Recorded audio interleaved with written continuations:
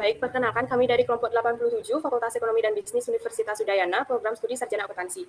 Pada kesempatan kali ini, kami akan mempresentasikan final proyek Digital Society dengan judul Implementasi Digital Society dalam kerangka SDGs Desa sebagai strategi peningkatan kualitas pendidikan di Desa Muntigunung, Karangasem. Next.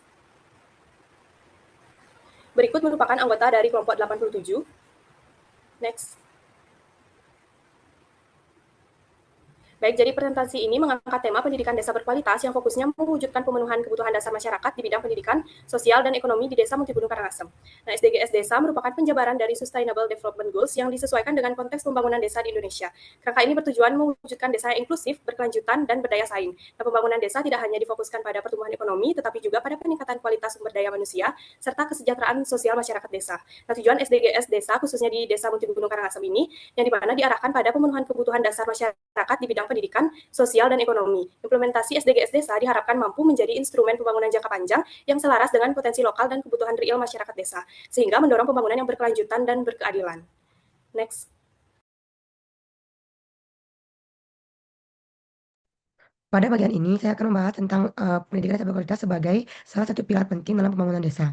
Adapun indikator pendidikan desa berkualitas yaitu meliputi akses pendidikan yang adil, ketersediaan dan kualitas sarana prasarana pendidikan, kualitas pendidikan proses pembelajaran, partisipasi dan kelanjutan pendidikan, serta literasi dasar dan literasi digital. Adapun alasan pentingnya pendidikan bagi pembangunan desa yaitu yang pertama, memutus rantai kemiskinan, meningkatkan produktivitas dan inovasi masyarakat desa, memperkuat partisipasi dan kepemimpinan masyarakat, serta peningkatan kualitas hidup. Next.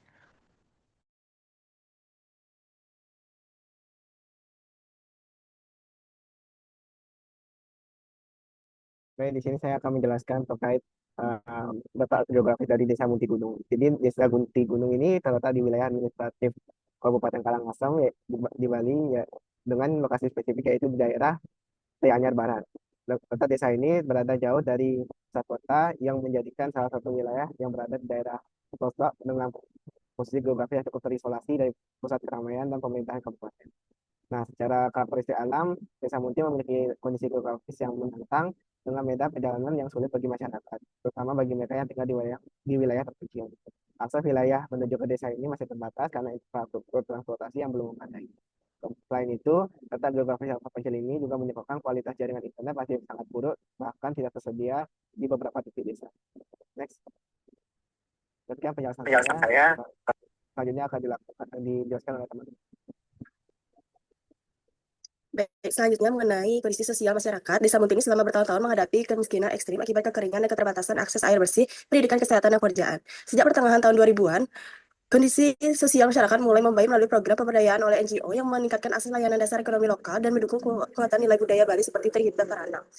Keterbatasan akses pendidikan, di mana akses pendidikan di Desa Munti sangat terbatas akibat kondisi geografis terpencil dan minimnya fasilitas sekolah, sehingga banyaknya anak terpaksa membantu keluarga untuk mengemis atau mengalami putus sekolah. Next.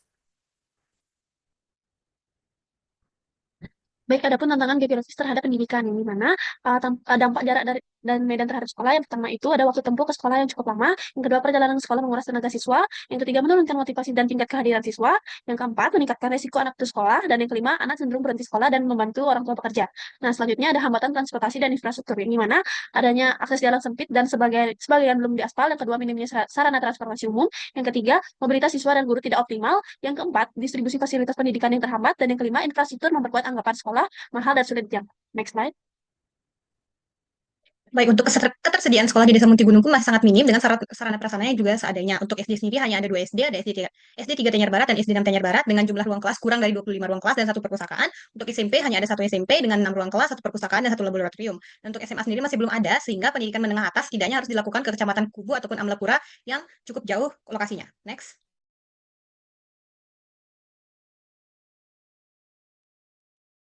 Baik, yang selanjutnya mengenai partisipasi pendidikan. Jadi secara umum, anak-anak di Desa Munti umumnya sudah bersekolah, namun tingkat kehadiran dan keberlanjutan pendidikan belum optimal, terutama di wilayah terpencil.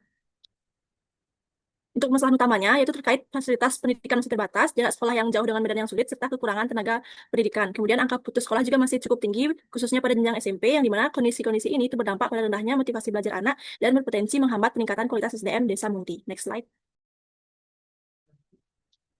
Baik, adapun konsep digital society dalam pendidikan desa, yang dimana digital society ini adalah masyarakat yang menjadikan teknologi digital seperti internet, ponsel pintar, dan juga aplikasi online sebagai bagian penting dalam kehidupan sehari-hari untuk belajar, bekerja, dan juga berkomunikasi. Adapun peran teknologi sesuai dengan SDGs 4, yaitu memperluas akses belajar, meningkatkan kualitas materi pembelajaran, mendukung guru dan manajemen sekolah, dan belajar tanpa batas tempat dan waktu. Contoh aplikasinya itu adalah pembelajaran jarak jauh atau online. Next slide. Adapun kondisi pendidikan di Desa Muti Gunung itu, yang pertama, akses pendidikan masih rendah. Oleh karena itu, dengan adanya digital society ini, maka akses pendidikan menjadi lebih adil, mengatasi kesenjangan digital di desa, dan juga pemberdayaan masyarakat desa dan pendidikan menjadi berkelanjutan. Baik, sekian dari saya. Bisa Keberadaan teknologi di Desa Munti akan meningkatkan literasi digital siswa sebagai bekal masa depan mereka dan mendukung pencapaian SDGs Desa nomor 4, yaitu tentang pendidikan berkualitas yang inklusif dan berkelanjutan. Untuk manfaat jangka panjangnya, yaitu meningkatkan sumber daya manusia, membuka peluang kerja, dan juga mengurangi kesenjangan antar desa dan kota. Next. Baik, adapun strategi implementasi digital society di Desa Munting Gunung untuk dari kelompok kami. Adapun 3 tahapan dari kelompok kami yang bisa kami berikan. Yang pertama di jangka pendek. Program yang kami berikan yaitu pengadaan HP murah untuk siswa kurang mampu, penyediaan WiFi desa, pelatihan guru, pemanfaatan platform e-learning. Adapun output yang kami harapkan yaitu akses pembelajaran digital dasar. Adapun jangka menengah, program yang kami terapkan yaitu pusat belajar digital, perpustakaan online, laboratorium virtual. Adapun output yang kami harapkan yaitu peningkatan kualitas pembelajaran tanpa batas ruang. Adapun jangka panjang, integrasi smart school, kurikulum berbasis digital society. Adapun output yang kami harapkan di jangka panjang ini yaitu Desa Munti menjadi model desa digital yang berpendidikan. Mungkin next.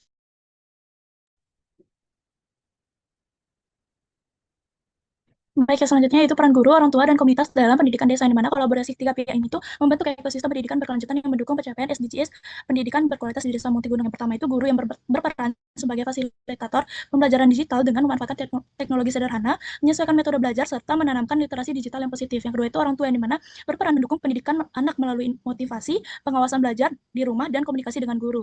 Yang ketiga yaitu komunitas desa, yang dimana dia tuh berperan untuk menciptakan lingkungan yang mendukung pendidikan melalui dorongan bersekolah, penyediaan ruang belajar, dan dukungan program pendidikan berbasis SDGs. Selanjutnya yaitu next.